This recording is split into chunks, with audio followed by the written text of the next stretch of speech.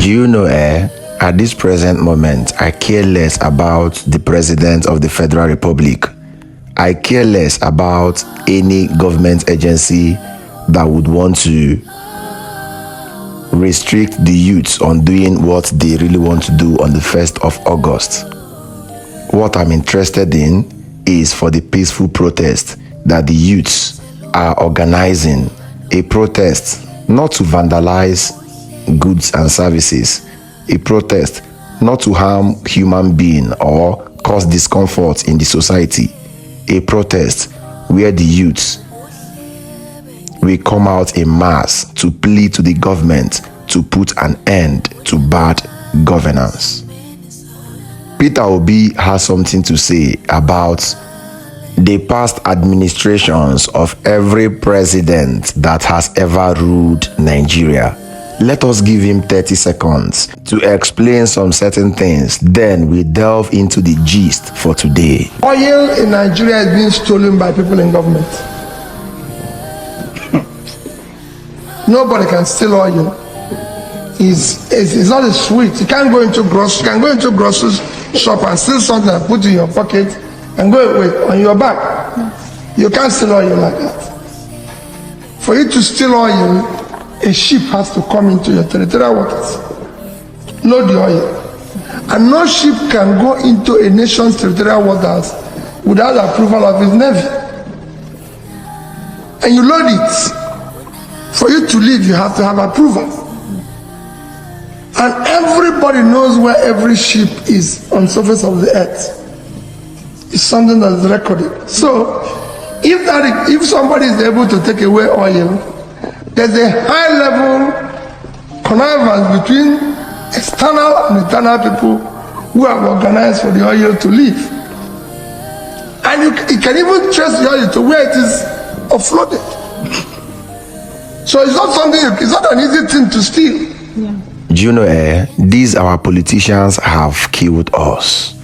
These our politicians have compromised on the future of Nigerians yet unborn. Now, how many of you know Anonymous?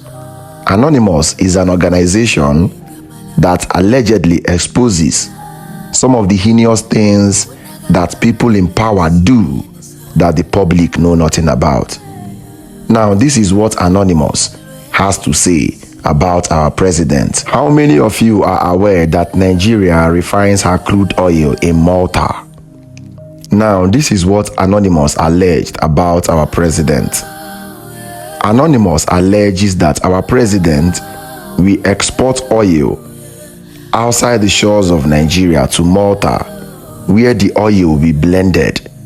After blending the oil and refining the oil will be imported to Nigeria and sold at an exorbitant price after a particular percentage has been paid for subsidy still to the company of our president, Bola Ahmed Tinubu. Allegedly. What Anonymous said collaborates with what Peter Obi has been saying.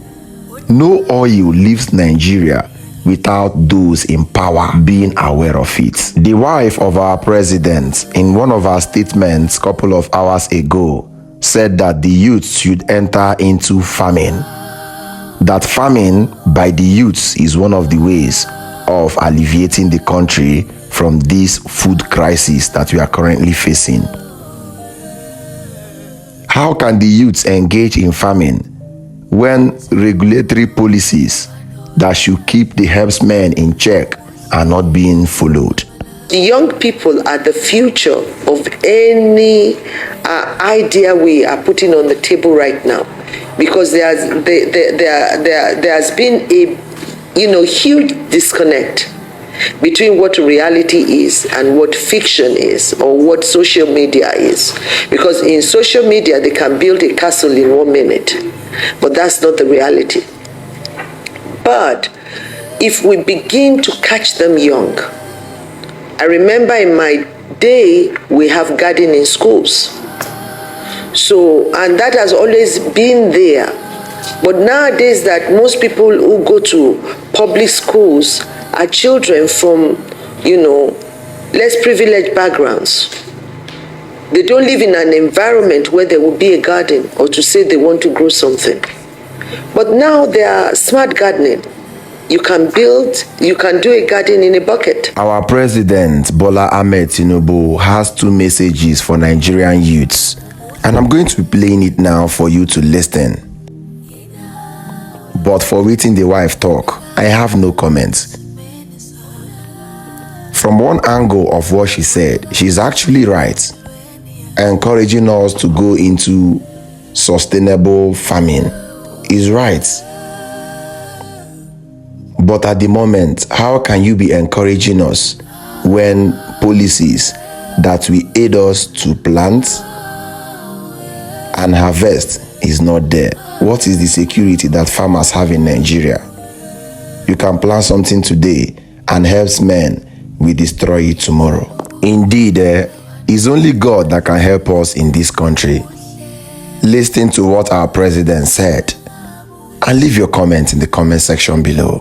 He said, we are reworking the social welfare scheme to reach the ward level, which is the closest to our people. Will ensure that we re-establish connection with the wards again so that we can give allowances to the poor and the vulnerable. The student loans will pay for school fees. There will be monetary support for the education of our children. Consumer credit will support citizens in buying cars and houses, and they can repay them gradually. We have increased the minimum wage by more than 100%. The sponsors of the protest do not love our country. They have no love for the nation. They do not understand citizenship.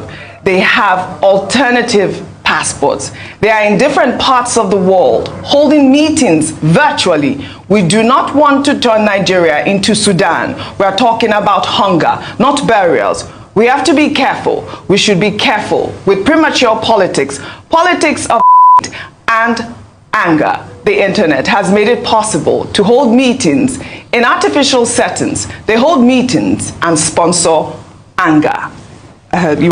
Statement there. During the military era, we made our voices heard against dictatorship, and I was part of the group that engaged in peaceful protests without resorting to the destruction of property. Inasmuch as we believe that demonstrations are part of democracy, we will never encourage any protests that lead to the destruction of lives and property. I know times are very hard, but this is not the time that we should go to protest. Going on protest now, well, it might be beneficiary for democracy, but it will not be expedient for our economic development. I want to appeal to all CSOs, all youths, all people who are thinking that what happened in Kenya can happen in Nigeria, to shape those plans. Give President Tinubu a little more time. It's too early to judge what he's doing.